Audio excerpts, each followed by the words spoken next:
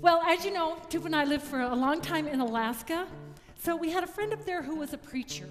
And one day, the preacher decided it was too beautiful of a day to be inside preaching and praying when he could be outside with that big, beautiful sky. So he starts walking through the woods until he came to a great, big, huge meadow. And right in the middle of that meadow stood a tall pine tree. Well, he looked at that pine tree and he said, now, wouldn't that be the perfect place to take a nap? So he starts walking across the meadow. But before he could get there, a great big huge grizzly bear stood up in front of him. And he got so scared. His knees started to knock, and he went down on one knee and he began to pray.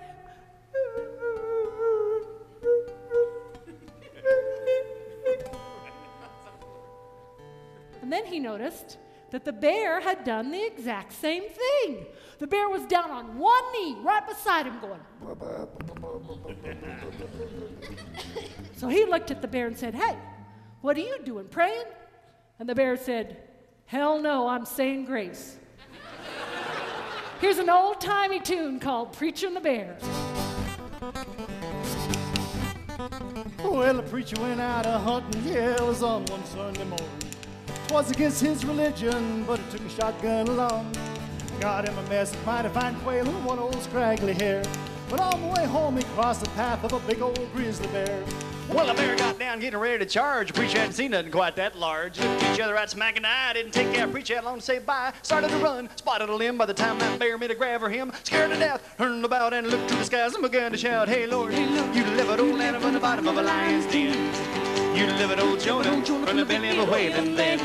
Hebrew children from the fire furnace, so the good books do declare. Hey, Lord, if you can't help me, for goodness sakes, don't you help that bear. Well, about that time, a limb broke off and a preacher come tumbling down. Had a Bible out of his pocket by the time it landed on the ground. Landed on his feet right in front of that bear, and Lord, what an awful fight. Well, a preacher and a bear and the creatures in the hair were flying from left to right. Well, first they were up and then they were down. The preacher and the bear went round and round, and bear he growled. The preacher he groaned, having a tough time of holding his own. Said, Lord, if I ever get out of here alive, back to the good book, I'll abide. Won't go hunting on the Sabbath day. Come Sunday, I'm headed to church to pray. So the preacher got away, spotted a limb by the time that bear made a grab for him. Scared to death, turned about and looked to the skies and began to shout, hey, Lord, you delivered old Anna from the bottom of the lion's den. You delivered old Jonah from the belly of a whaling then. Hebrew children from the fire furnace, so the good books do declare. Hey, Lord, if you can't help me, for goodness sakes, don't you help that bear. Oh. Well, he fought on down to the river. Oh, Lord, you should have seen him fight. That bear was really pouring it on strong, but the preacher was doing all right. Fought that bear down to the water 3 times in and out. Well, the bear looked away, and the preacher didn't say, well, thanks, Lord, for helping me out.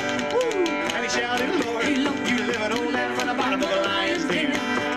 You delivered old Jonah from the belly of a whale and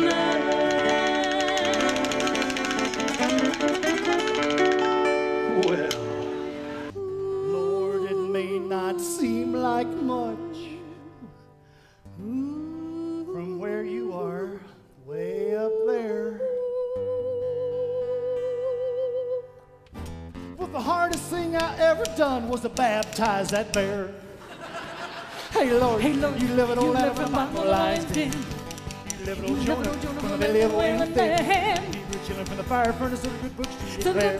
Hey, Lord, if you can't help me, for goodness sake, don't you help that bear.